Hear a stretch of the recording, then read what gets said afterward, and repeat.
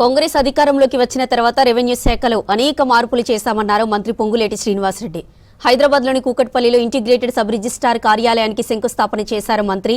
ORR లోపలున్న 39 sub registrar ఆఫీసులున్నాయన్నారు. వాటిని 12 integrated sub registrar కార్యాలయాలుగా మార్చి నూతన భవనాలు నిర్మిస్తామని చెప్పారు.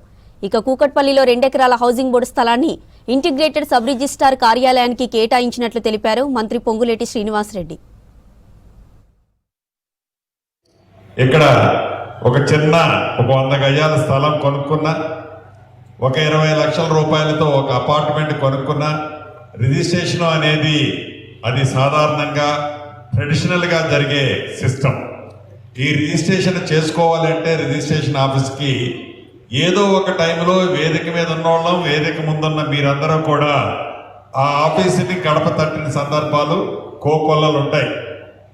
దీన్ని ఒక ప్రణాళికాబద్ధంగా ఏదైతే ఓఆర్ఆర్కి ఇన్నర్ సైడ్ సుమారు 39 సబ్ రిజిస్ట్రార్లు ఉన్నాయి ఈనాడు, ఈ 39 సబ్ రిజిస్ట్రార్లని ఇంటిగ్రేటెడ్ అంటే 12 సబ్ రిజిస్ట్రార్లుగా ఇంటిగ్రేటెడ్ సబ్ రిజిస్ట్రార్లుగా కట్టాలని నిర్ణయించి, దాంట్లో మొదటిది అపర్ణ కన్స్ట్రక్షన్స్తో ఒకటి ఆల్రెడీ స్టార్ట్ చేశాం. నాకు తెలిసి అది రాష్ట్ర అవతరణ దినోత్సవం జూన్ 2వ నాటికి పూర్తి చేసి హైదరాబాద్లోని ప్రజానికానికి దాన్ని అంకితం చేయడం జరుగుద్ది. రెండవది ఇది ఇక్కడ కుక్కటపల్లిలో ఇప్పుడే మనం శంకుస్థాపన చేసుకున్నాం. ఇలా 12 ప్రైవేటు సెక్టర్లలో 12 మందిని ఐడెంటిఫై చేశాం.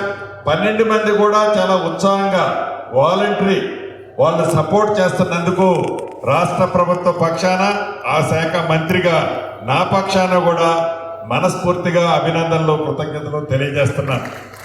ఇక్కడ ప్రధానమైంది ప్రజాప్రభుత్వం వచ్చిన తర్వాత గడిచిన 2 సంవత్సరాల్లో రాష్ట్రంలో ఈ రిజిస్ట్రేషన్ సెక్టార్లోనే కాకుండా భూములకు సంబంధించిన సెక్టార్లో కూడా అనేక ప్రక్షాళన చేసి అనేక సంస్కరణలు తీసుకొచ్చి పేదవాడికి, మధ్యతరగతి వారికి, భూములున్న ఆసాములకి భద్రత కల్పించే అనేక కార్యక్రమాలు మీరెన్నుకున్న ఈ ప్రభుత్వం వచ్చిన తర్వాత చేశాం. నిరుపేదలకి ఈ ప్రభుత్వం అండగా ఉండే దాంట్లో ఎప్పుడూ కూడా ఒక్క నిమిషం కూడా గౌరవ ముఖ్యమంత్రి రేవంత్ రెడ్డి గారు కానీ, ఈ కేబినెట్లో ఉన్న మేము కానీ రెండవ థింకింగ్ ఈ ప్రభుత్వానికి ఉండదని కూడా ఈ వేదిక ద్వారా పెద్దలతో పాటు మిత్రులందరికీ కూడా తెలియజేస్తున్నాం.